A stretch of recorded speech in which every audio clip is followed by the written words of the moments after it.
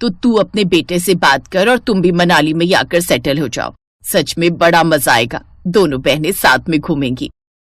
तू ठीक कहती है लता, लेकिन तुझे पता है ना हम पहाड़ी नहीं है और पहाड़ों में बड़ा कम ही जाना होता है हमारा, तो पता नहीं अर्जुन इसके लिए मानेगा या नहीं। अरे तू बोल कर तो देख, क्या पता वो मान जाए। हाँ चल, तू कहती है तो बात करके देख लेती हूँ। बेटा कब तक हम यूं पॉल्यूशन भरे शहर में रहेंगे? मैं तो कहती हूँ तू ना अपना ट्रांसफर मनाली करवा ले। बर्फीली वादियों में रहेंगे तो दिल्ली की गर्मी से भी बचे रहेंगे और कुछ नई जगह भी रहने को मिलेगा। माँ तुम जानती हो ना हम लोग वहाँ नहीं रह पाएंगे, हम शहरों में रहने वाले लोग हैं, यूं पहाड़ी जगह में हम नहीं रह पाएंगे। तभी उनकी बात सुनकर कौशल्या की बहू शालिनी कहती है, बात तो सही है माँ जी की, अगर हम मनाली में रहेंगे ना तो रोज मैं अलग अलग वीडियो सोशल मीडिया पर अपलोड करूंगी और फिर देखना उस हंसी वादियों को देखकर तो कैसे मेरे फॉलोअर्स की लाइन लग जाएगी। अच्छा तुम जानती हो ना वहाँ रहना कितना मुश्किल है, वहाँ शिफ्ट होना तो मेरी समझ से बाहर है। अगर कुछ दिन घूमने चलना है तो बता दो। नहीं, मैंने कहा ना मुझे मनाली में ससुराल चाहिए। अरे सोचो कल को हमारे बच्चे होंगे तो कम से कम उनको भी ऐसी पोल्यूशन वाली जगह से बचा सकते हैं। दोनों सास बहू ने अर्जुन को मनाली में रहने के लिए मना ही लिया। अर्जुन ने अपने ऑफिस में बात की और वो मनाली शिफ्ट हो गए। मनाली की ठंडी ठंडी हवाएं और वहां की वादियां देखकर तो वो बहुत खुश हो गई। शालिनी ने अर्जुन से कहा, अर्जुन हम न कल ही मनाली टूर पर चलेंगे। अरे अब तो उम्र भर यहीं रहना है, सारी उम्र मनाली घूमती रहना, एक दिन में घूमकर क्या करोगी? चुप कर तू, बिल्कुल ठीक कह रही है वो, कल ही हम घूमने चलेंगे। मैं अभी तेरी मौसी लता को फोन करती हूँ। वो लता को फोन लगाकर सारी बात बताती है। अच्छा सच में तुम मनाली आ गई, तब तो बड़ा मजा आएगा। तुम सब मेरे यहाँ कल डिनर पर आओ, फिर साथ में मनाली घूमने चलते हैं। रात को वो सभी लता मौसी के यहाँ डिनर पर पहुंचते हैं और फिर अगली सुबह सब मनाली टूर पर निकल पड़ते हैं।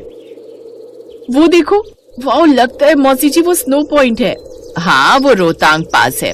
चलो फिर तो ढेर सारी फोटो खींचेंगे, बड़ा मजा आएगा। अरे मुझे तो यहाँ ठीक से सांस भी नहीं आ रही।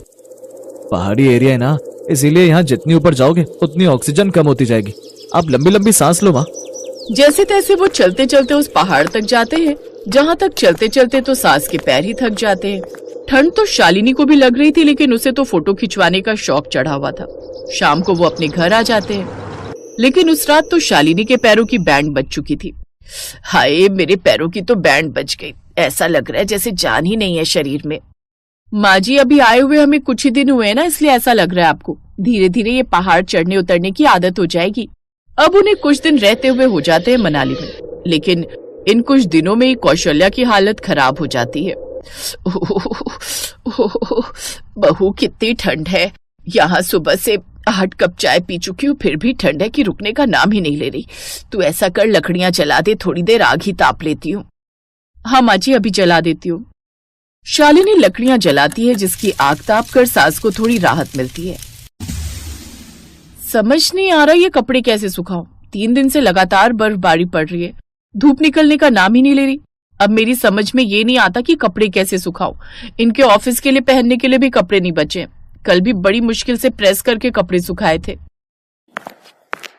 हाँ बहू, यहाँ तो सूर्य देवता के दर्शन किए हुए भी कई दिन हो गए। एक हमारी दिल्ली थी जहाँ सुबह होते ही सूर्य देवता के दर्शन हो जाते थे।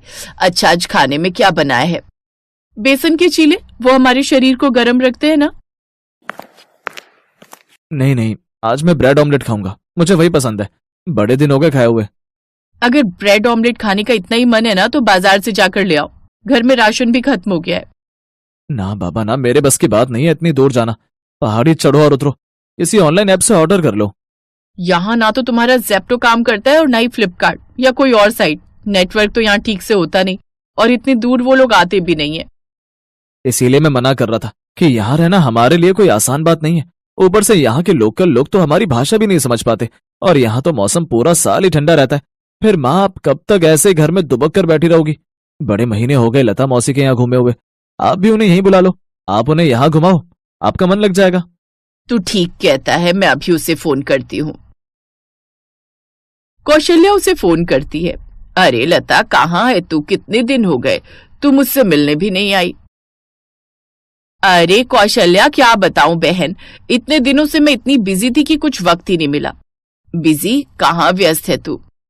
अरे अब तू जानती है, बेटे बहू हो जाएं तो उनकी ही सुननी पड़ती है। बच्चों की पढ़ाई की खातिर और उनकी सुख सुविधा के लिए अब हम चंडीगढ़ शिफ्ट हो गए। हमारा क्या है, हम तो जहाँ वो रहेंगे हम उनके साथ रह लेंगे।